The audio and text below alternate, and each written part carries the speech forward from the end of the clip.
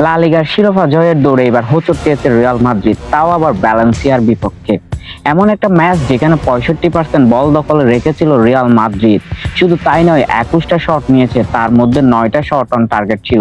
এত কিছুর পরেও হারতে হয়েছে রিয়াল মাদ্রিদকে। ভ্যালেন্সিয়ার সাথে 2-1 গোলে হেরেছে রিয়াল মাদ্রিদ।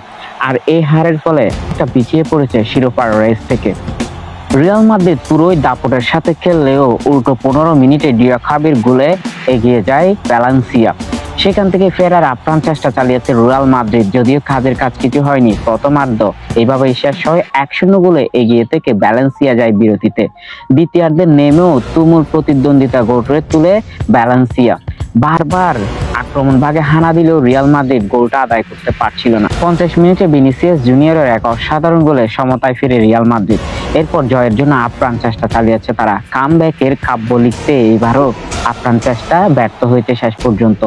প্রায় সময় রিয়াল মাদ্রিদ প্রথম দিকে গোল খেলেও কামব্যাক করে অসাধারণ নৈপুণ্য দেখিয়ে জয় ছিনিয়ে নেয়। এক্ষেত্রে ভ্যালেন্সিয়া তাদেরকে রুখে দিয়েছে। অনেক আপ্রাণ চেষ্টা চালিয়েও আর গোল আদায় করতে পারেনি রিয়াল মাদ্রিদ। উল্টো 90 মিনিট প্লাস এক্সট্রা 5 মিনিটের মাথায় গিয়ে ডুরোর গোলে 2-1 গোলে জয় নিশ্চিত করে ভ্যালেন্সিয়া। অন্যদিকে শিরোপার রেস থেকে পিছিয়ে পড়ে পুরোই হতাশ রিয়াল মাদ্রিদ শিবির। বার্সেলোনার সাথে আগেই তাদের পয়েন্ট ব্যবধান ছিল 3 পয়েন্টের, এবার সেটি 6 পয়েন্টে গিয়ে দাঁড়িয়েছে।